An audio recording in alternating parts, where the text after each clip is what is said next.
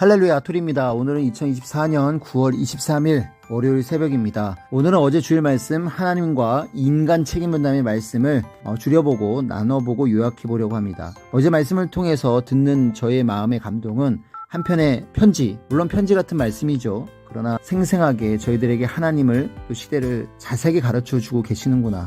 그리고 저희들의 신앙과 중심을 굳건하게 붙잡아 주시는구나 라는 생각이 들었습니다. 그래서 너무나 감사했고 또 하늘의 심정과 마음을 더 깊이 느끼는 시간이었는데요. 하나님과 인간의 책임 분담, 악인들이 의인들에게 해를 주고 거짓으로 꾸며 행하는 것은 하나님의 뜻이 있어 그리 행케 하심이 아니다. 이는 마치 모기가 사람의 피를 빨아먹고 괴롭게 하는 것과 같다. 모기가 사람을 무는 것은 누가 시켜서가 아니라 스스로 무는 것이다. 모기를 잡아 없애 괴로움을 끝내는 것은 인간 책임이다. 요셉을 미워한 형제들은 평소 그들의 악한 대로 요셉을 미워하며 그리 행한 것이다. 하나님의 뜻이 있어 그같이 미워하게 하신 것이 아니다. 하시면서 하나님이 하신 일과 사람이 한 일을 분별하라 라는 것이 오늘 설교의 핵이라고 하셨습니다. 요셉의 형제 이야기를 하셨고 마태복음 2장 이야기를 하셨는데요. 헤롯은 살인자였죠. 결국 2살 이하의 어린아이를 다 죽였는데요. 하나님은 그를 육을 병으로 죽이고 영도 지옥 사망으로 가게 했습니다. 하나님의 행하심을 온전히 알아라 했고요. 장을 생각하면 하나님이 사람을 악하게 만들어서 그들이 의인을 괴롭히게 하여 의인들이 뜻을 이룰 곳으로 가게 하신 것으로 풀지만 그것이 아니라고 말씀을 하셨습니다. 사무엘상의 사울 왕 이야기도 사울 왕이 자기 악함을 따라 다윗을 해하니 그 죄로 인해 죽었고 하나님은 다윗을 도와주시어 다윗은 하나님의 뜻을 이루었습니다. 사울 악인이 다윗을 해하나 해하지 않으나 하나님과 다윗은 뜻을 이뤘습니다. 하나님이 사울을 악하게 하여서 하나님이 다윗을 향한 뜻을 이룬 것이 아닙니다. 하나님은 때에 따라 악인들의 행위대로 의인들이 고통받으니 그곳을 떠나게도 하시고 다른 데서 더 큰 뜻을 이루게 하십니다. 때로 하나님이 악인들의 마음을 강팍한 대로 두시어 의인들이 괴로움을 당한 때도 있습니다. 성경 출애굽기에 바로 왕의 마음을 강팍하게 해서 애굽을 괴롭게 하신 적도 있죠. 성경을 읽으면서 왜 하나님이 이렇게 저렇게 행하셨나 각종으로 기무 행하셨던 것들을 깨닫고 보면 하나님의 길은 하나입니다. 한결같이 한 박양 의인을 돕기 위해 하신 것입니다. 모기가 뜯어먹는 것에도 하나님의 뜻이 있다고 가만히 뜯어먹게 두는 것은 안 되죠. 악인의 행함에 하나님의 뜻이 있다고 생각하며 미련하게 고통을 받으면 안 된다고 말씀하셨습니다. 선민사를 따라오면서 신앙이 죽어나간 자들이 많죠. 힘들다고 서운함 타고 또 하나님 뜻이 아니라고 고통을 받다가 못 견디고 나가고 성장하다가 또 못 견디고 포기하고 그럴 때마다 하나님은 자꾸 죽게 구하라고 말씀하셨습니다. 좌절하고 포기하고 스스로 할 일 안 하고 게으르고 편하게 살다 책임 못해서 어려움을 당하고 결국은 하나님을 믿으면서 하나님께서 선포하시는 말씀을 잘 듣고 인간 책임을 부지런히 행해야 한다고 했습니다. 하나님도 성령도 시대를 좇는 자들이 알아야 모두 해결한다고 가르쳐 주시니 깊이 듣고 이 문제를 풀어야 한다고 했습니다.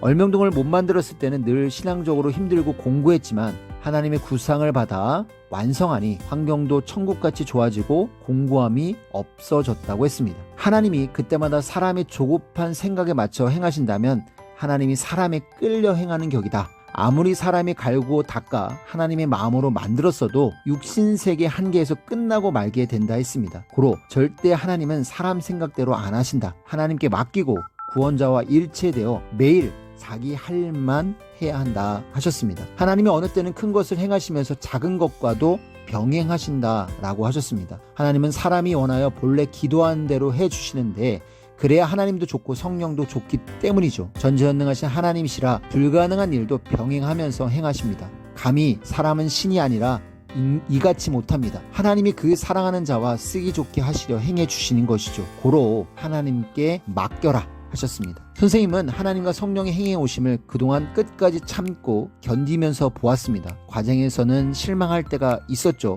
어느 한때 악한 자들이 다 모여 괴롭게 하여 내가 있는 곳에서 떠나야 할 때가 있었다 했습니다. 왜 내가 있어야 할 곳에서 떠나야 하는 것인가? 악한 자한테는 어쩔 수 없나 하며 떠나서 다른 곳에 갔는데 그곳에 내가 좋아하는 아주 좋은 돌도 있고 찾은 거목도 있었다고 했습니다. 괴롭히는 해를 덮을 축복을 오히려 더 얻게 되었다고 했습니다. 고로 어떤 어려움이 있어도 끝까지 하나님과 성령과 주를 따라가야 한다 하셨습니다. 한 번은 행악자들이 쫓아와 편하게 있던 곳을 벗어나 고통의 곳을 갔다고 했습니다. 그곳에서 오히려 6개월 동안 고통을 겪는데 전도했던 이야기를 하셨죠. 실가닥 같은 생명을 구해주니 떡가락같이 되었고 지극히 작은 자라도 크면 큰 생명이 되고 하나님이 역사하시면 큰 뜻도 이루게 된다 하셨습니다. 하나님은 처음에는 미약하나 창대케 되니 큰 뜻은 작은 데서 일어난다 하셨습니다. 선생님은 66년 동안 가난한 자, 비천한 자, 갈 길 잃은 자, 배고픈 자, 아픈 자들에게 예수님의 몸 되어 친구요 사랑하는 자가 되어 살아왔습니다. 그것이 선생님의 권위라고 하셨습니다. 타인을 위해 예수님의 종이 되어 살아주는 일이 나의 할 일이요 권위였다 하셨습니다. 얼명동도 적막한 곳이었죠. 그러나 시대에 천년 역사가 일어난 걸작 중에 걸작이 되었습니다. 겨자씨같이 작은 믿음으로 산을 옮긴다는 말씀처럼 창대한 역사를 선생님이 이루신 것입니다. 하나님을 따라가도 어느 때는 하늘이 무너지는 충격의 때도 있습니다. 우리는 그때를 당했습니다. 악인들이 한 틈으로 나와 세상이 자기 세상이 된 것처럼 행했지만 결국은 끝까지 보면 이 세상은 하나님의 세상이고 하나님의 심판이 그들에게 있었습니다. 하나님 성령 성자와 주가 자기 급할 때 안 해준다고 조급하게 생각하고 자기 생각으로 중심하여 행치 말라고 했습니다. 하나님을 재촉 말고 자기나 재촉하며 어서 행하라고 했죠. 우리가 그때까지 행할 것을 행하고 모기 잡듯 행하라고 말씀하셨습니다. 하나님의 희망이 무엇입니까? 라고 여쭈니 지옥 가는 자를 황금 천국에 데려가서 영원히 사랑하며 함께 사는 것이라고 했습니다. 인생들에게도 이 외에는 소망과 희망이 없습니다.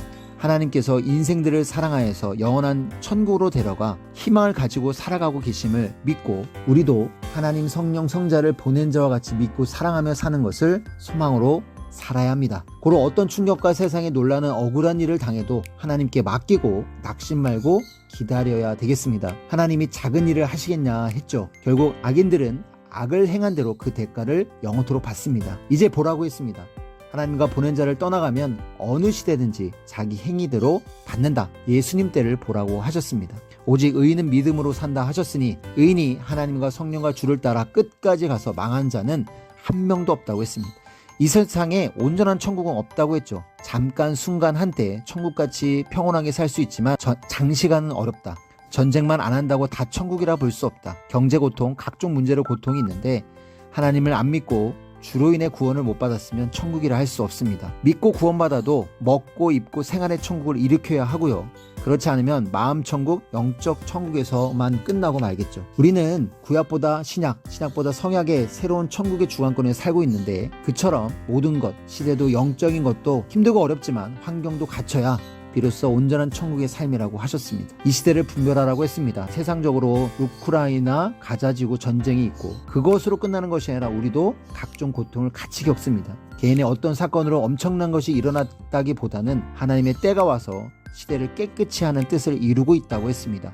그날 이루어지는 하나님의 뜻은 그때 행하여 이루지 못하면 땅에서도 영계에서도 기회가 없다고 했습니다. 지구, 태양, 공기, 중력권, 기후 등을 하루 동안 쓰는 값은 인간의 돈의 숫자로는 계산이 안 나오죠. 고로 이 빚을 못 갚으면 옥에 갇힙니다. 하나님의 옥은 무서운 옥이죠. 그러므로 매일 하나님이 원하시는 뜻, 일을 그때마다 해드려야 합니다. 그때가 기회입니다. 사람들이 자기 목적을 이루는 대로 거기에 해당되는 어려움도 있고 고통도 당하고 대가도 받습니다. 얼명동을 지을 때도 어려움이 있었죠. 그냥 허가를 받을 수 있는 것이 아니고 인가를 받을 수 있는 것도 아닙니다. 수십 번, 수백 번의 어려움이 있었다라고 말씀을 하셨는데요. 작품 소나무를 갖다 심는 것도 돌작품을 심는 것도 수많은 어려움이 있었다고 했습니다. 그런데 일도 안 한 자들이 별의별 다 한다고 이야기했는데요. 섬사에 무식하고 거짓자들의 영향받고 욕을 하며 잘못된 말들을 하는 자들을 이야기하셨습니다. 우리는 분별하고 대처해야 되겠죠. 돌을 쌓으면 돌을 쌓는 작업에서 소나무를 심으면 소나무를 심는 작업에서 각종 고통과 어려움과 문제가 일어납니다. 별장을 지으면 또 그로 인한 고통을 겪습니다. 하나님의 창조 목적을 이루기까지 각종 고통과 어려움은 수천 번 겪고 있습니다. 고통을 받고 겪어야 이루게 됩니다. 시대마다 거기에 해당되는 고통과 어려움과 억울함을 수없이 당하며 문제를 해결하며 왔습니다. 공부를 해도 사업을 잘하려고 해도 또 황금천국에 가서 신앙에 성공하려고 해도 각종의 지옥 고통을 겪으며 몸부림에 고생할 수밖에 없습니다. 억울함을 당하지 않는 자가 없다고 했습니다. 하나님의 창조 목적인 사랑을 이 시대에 이루려면 여기에 대해 희생도 하고 억울함도 당하고 각종 고통을 당하지 않고는 누구나 이룰 수 없습니다. 이루지 못한 자들이 문제라고 하셨죠. 이룰 때까지 허무와 고통으로 희망 없이 사망에 속해 살아야 합니다. 이루고 고통받는 것이 이루지 못하고 고통받는 것보다 수억 배 낫습니다. 우리는 이룬 자가 되어 정말 잘했다. 이제는 끝까지 가면 된다 하셨습니다. 하면 문제가 생긴다고 두려워서 하지 않는 자는 일생 때와 귀의 축복을 놓치고 홀로 뜻을 벗어나 슬피 우는 것과 같다고 하셨습니다. 지금은 천년 새 역사를 우리가 펴갈 때입니다. 얼마나 기적이냐. 행해야 믿어진다. 쳐다만 보면 의심만 간다고 했습니다. 고로 너희는 행하고 가진 것 굳게 잡고 뺏기지 않게 하라고 하셨고 시대 하나님의 궁행에 기둥이 되어 영원하라고 하셨습니다. 이 말씀 듣고 이 말씀을 또 한 주간 실천하면서 하나님과 인간의 책임분담, 우리의 책임을 잘하면서 지금 이 시대에 우리가 꼭 알고 행할 것을 행하는 저희들이 되었으면 좋겠습니다. 자, 그럼 인사드리고 마치겠습니다. 하나님, 성령님, 성자 예수님 감사합니다. 여러분 이번 주도 화이팅 하십시오. 안녕.